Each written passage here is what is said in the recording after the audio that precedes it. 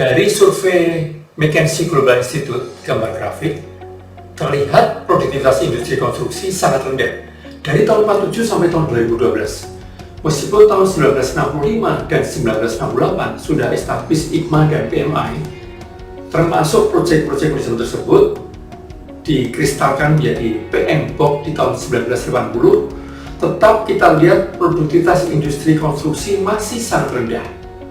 Lalu juga survei Etiquette, gambar grafik terlihat 75% overrun schedule dan 66% dari total project overrun budget.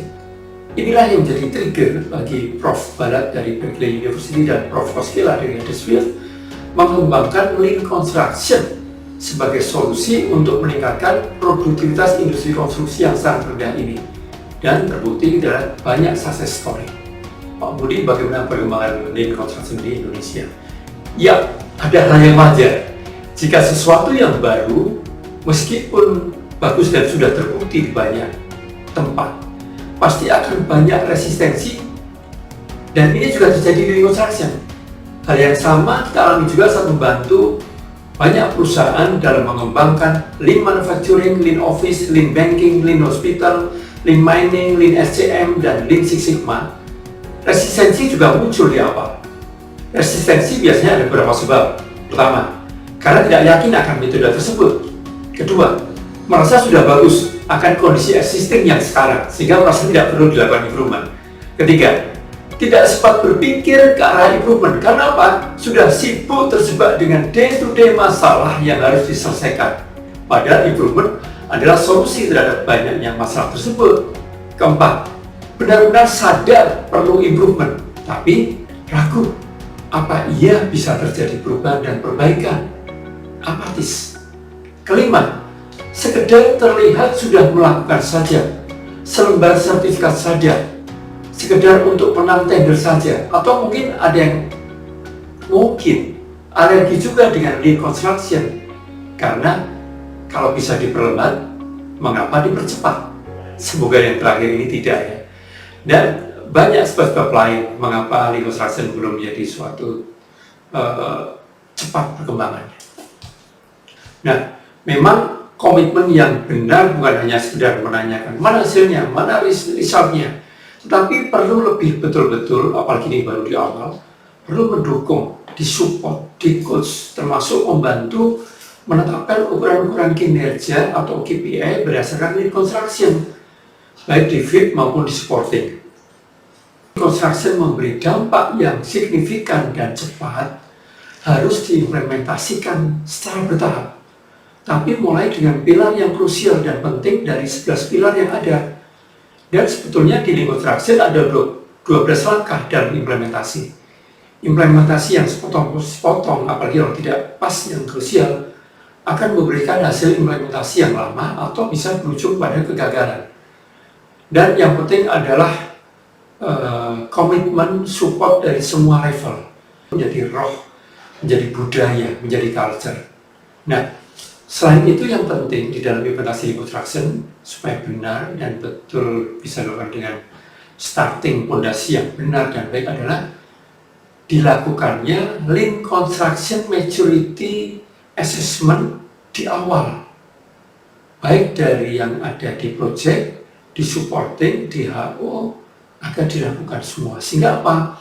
Semua paham, semua mengerti bahwa ada sesuatu yang perlu diimprove dan yang perlu ditingkatkan, agar tahu gap antara existing system dan kriteria Lean Construction, sehingga tahu apa yang perlu diimprove baik OV maupun AV-nya.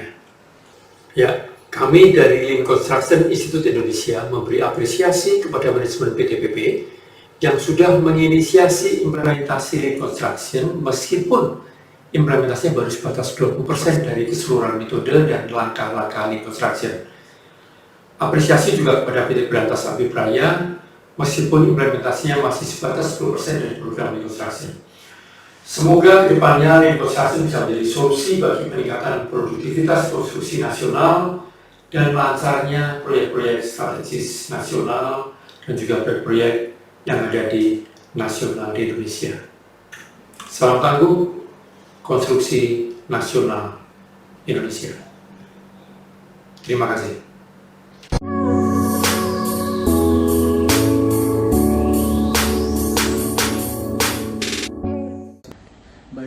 Jadi mungkin saya bisa cerita sedikit bahwa memang PP kita baru memperkenalkan Lean Construction itu kurang lebih baru sekitar 2 tahunan yang lalu, yaitu 2018 akhir. Tapi memang kalau kita lihat di sini, walaupun mungkin secara secara protokol daripada Lean Construction kita belum sepenuhnya lengkap mengikuti, tapi bisa dilihat dari pencapaian-pencapaian yang sudah kita capai selama ini, yaitu terutama dalam hal peningkatan kualitas hasil pekerjaan kita, terutama di proyek-proyek gedung milik PT yang dikerjakan oleh PTPP itu sangat signifikan peningkatannya, sehingga membuat para stakeholder kita itu sudah bisa mengenal PP dalam tingkat kualitas hasil pekerjaannya yang sangat baik, dan ini mendapatkan penghargaan sampai dengan level Bapak Presiden Republik Indonesia kita, dalam hal ini Pak Jokowi, sangat memuji hasil pekerjaan daripada PTPP. Lalu juga di sisi lain, dari pencapaian dari kualitas pekerjaan tersebut juga kami di sini tidak menemukan lagi kasus-kasus adanya penyimpangan yang berupa kenaikan biaya pelaksanaan. Jadi biaya pelaksanaan dari proyek-proyek kami tersebut, terutama di proyek-proyek gedung pun juga sangat terkontrol dengan baik, dan juga profitabilitas dari proyek-proyek itu bisa terjaga sesuai dengan target yang sudah ditetapkan. Jadi memang manfaat dari Lean Construction itu sangat dirasakan oleh kami PTPP, terutama dalam pekerjaan kami di proyek-proyek konstruksi bangunan gedung. Menurut saya memang nanti mungkin apabila kita bisa secara penuh nanti mengaplikasikan seluruh protokol atau aturan-aturan yang ada di dalam implementasi Lean Construction, mungkin saja kita tidak hanya bisa mendapatkan pencapaian hasil kualitas pekerjaan yang baik, tapi juga mungkin juga peningkatan dalam bentuk efisiensi biaya yang mungkin lebih optimal lagi, sehingga proyek-proyek tersebut dapat memberikan, di samping hasil kualitas yang baik, juga dapat memberikan kontribusi yang lebih dalam memberikan profitabilitas pada perusahaan. Jadi Pak Anton, jadi memang ya alhamdulillah tentu saja berkat support Pak Anton dan juga teman-teman di PP yang meskipun baru menerapkan mungkin baru 3 dari 11 prinsip ya, tetapi effortnya sudah kalau menurut Bapak tadi sudah menunjukkan hasil yang maksimal. Itu insya Allah yang seperti yang saya pernah sampaikan ke Bapak, jadi kalau kita bisa maksimalkan, berkompet dengan katalah kontraktor-kontraktor dari asing pun, dengan insya Allah kita bisa yakin bisa berkompetisi di global kompetisi, Pak. Kalau bicara di proyek itu kan Pak, ikonnya kan selain Pak Jokowi juga Pak Basuki, Pak. Nah, kalau menurut Pak Anton sendiri selama ini dari Bapak sendiri terhadap PP sendiri, proyek yang sudah implementasi sendiri bagaimana Pak? Ya Pak, jadi alhamdulillah juga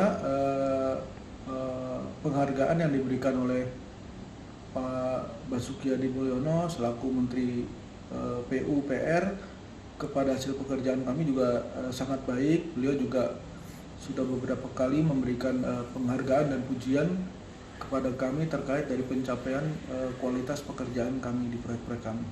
Junior Bakti Alkavianto dari PTPP, salam Lean.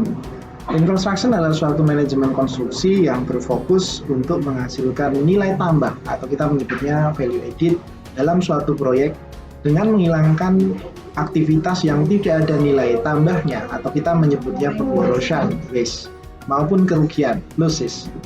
Sedikit flashback, PTPP pada awal implementasi didampingi oleh konsultan Lean PT PQI, yaitu mulai dari melakukan Lean Construction Maturity Assessment, workshop pengenalan tools, Lean sampai dengan piloting project.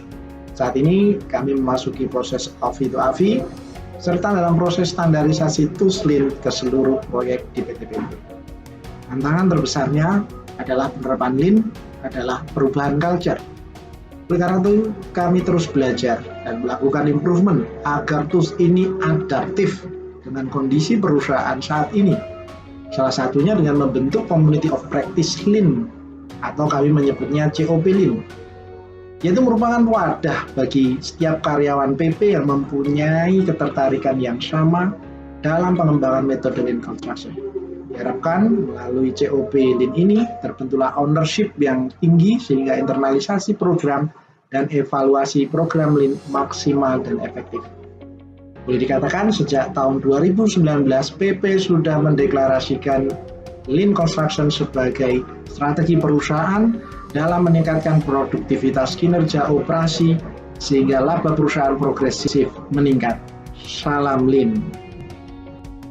Rencanakan semua pekerjaan di lapangan itu bisa berjalan sesuai dengan rencana yang sudah kita buat di awal. Tapi semua rencana tadi itu akan menjadi percuma ketika memang hanya kita sebagai Menkon yang merencanakan, tapi tanpa tahu bagaimana mendeliver itu ke rekan-rekan kerja kami di lapangan. Yang terkadang muncul miskomunikasi, ada kesalahan-kesalahan gambar, ada kesalahan-kesalahan yang non-teknis yang kami tidak tahu. Penerapan Lean Construction yang dilaksanakan di Rusun Ujung Menteng ini adalah dengan metode Last Planning System, Full Planning, yang mana Full Planning ini adalah metode yang baru yang dilaksanakannya.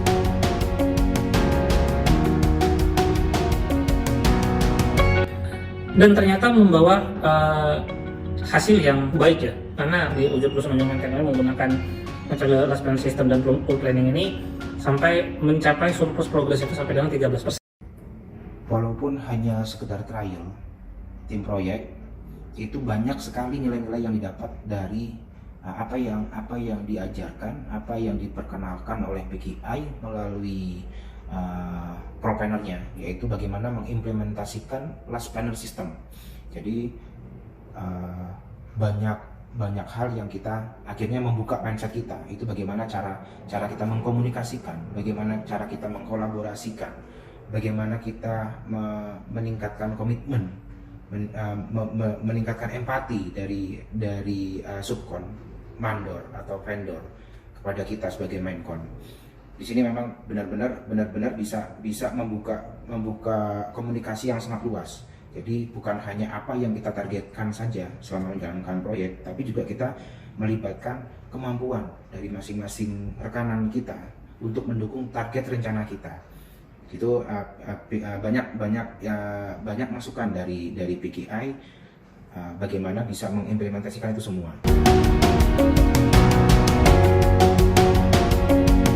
Lean Construction ini tidak bisa dilaksanakan hanya dalam ruang lingkup proyek saja, karena dalam ruang lingkup proyek saja pada akhirnya nanti itu akan menemukan titik buntu karena tidak mendapat support dari mungkin tim manajemen pusat, mungkin dari tim manajemen divisi, dan juga tim manajemen terkait.